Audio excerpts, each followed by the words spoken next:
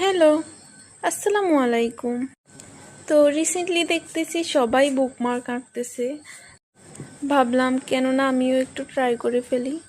তো ফার্স্টে এখানে আমি একটা সানফ্লাওয়ার এঁকে নিচ্ছি।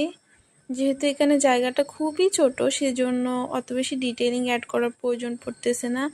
আর এখানে আমি মাঝখানটা ইউজ করতেছি বার্ন্ট আম্বার অ্যান্ড বার্ন্ট সিয়ানার কালার দুইটা মিক্স করে।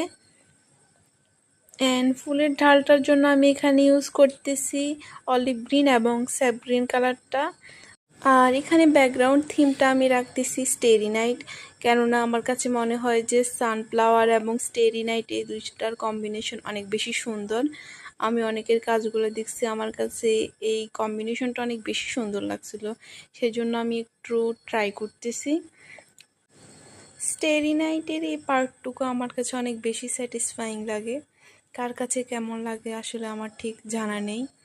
তো এখানে আমি ডার্ক ব্লু কালার থেকে আস্তে আস্তে লাইট ব্লু কালার দিকে যাচ্ছি, অ্যান্ড সাথে কিছু হোয়াইট ইয়েলো দিয়ে কাজ করে নিয়েছি।